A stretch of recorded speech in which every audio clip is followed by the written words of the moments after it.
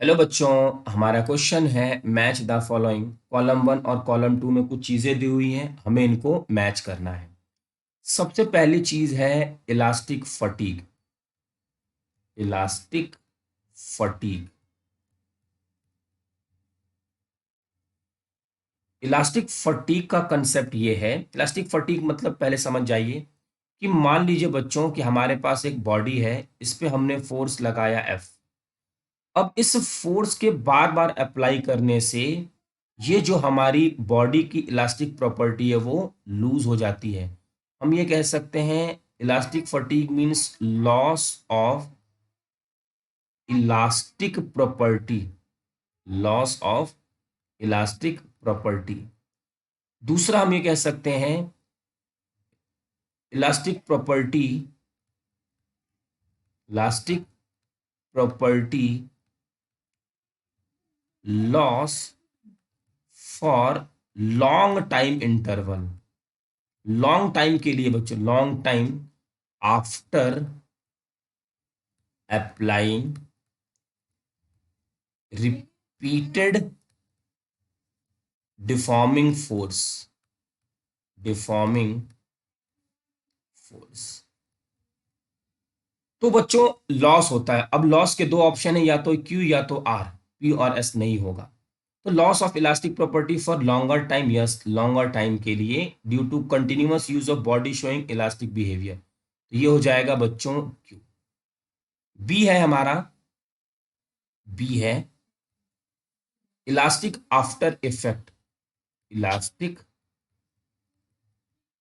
After effect.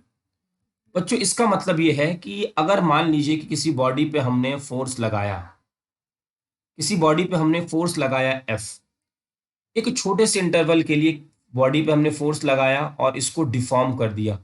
फिर after removing this deforming force body अपनी original position पे नहीं आती है तुरंत, धीरे धीरे धीरे धीरे धीरे धीरे आएगी। तो इलास्टिक आफ्टर इफेक्ट का मतलब after removing the force body does not regain its original position immediately. ये होता है शॉर्ट टाइम के लिए, शॉर्ट टाइम के लिए, और does not regain original position. तो बच्चों ये क्या है, आर है ना, लॉस ऑफ इलास्टिक प्रॉपर्टी और body does not regain its original shape. Elastomer बच्चों क्या होता है, इलास्टोमर को देखिए, इलास्टोमर को आप ऐसे फील करिए रबर से। जो हमारे पास रबर बैंड होती है उससे इसको आप फील कर सकते हैं। इलास्टोमर का मतलब ये कि अगर किसी ऑब्जेक्ट को हमने स्ट्रेच किया तो उस ऑब्जेक्ट पे हमारा सीधा का सीधा स्ट्रेन होता है, मीन्स इलोंगेशन होता है।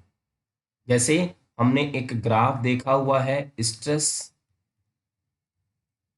वर्सेस स्ट्रेन का ग्राफ।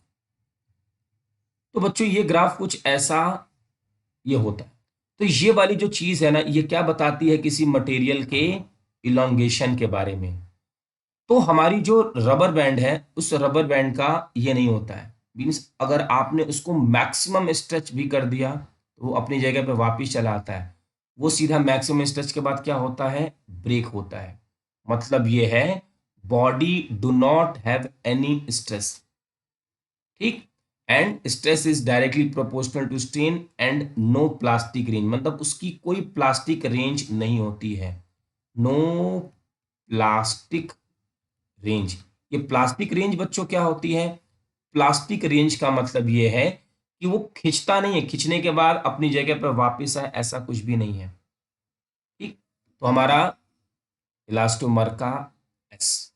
और इलास्टिक लिमिट बच्चों क्या होती है, इलास्टिक लिमिट बॉडी की वो मैक्सिमम लिमिट होती है जिसके बाद बॉडी अपनी ओरिजिनल पोजीशन को रिगेन कर लेती है आफ्टर रिमूविंग द फोर्स।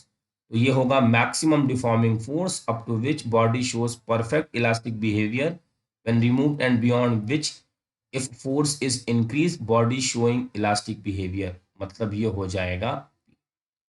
तो हमारा आंसर है Q R S P. Third option is correct. I hope बच्चों कि आपको ये क्वेश्चन अच्छे से समझ में आ गया होगा। Thank you.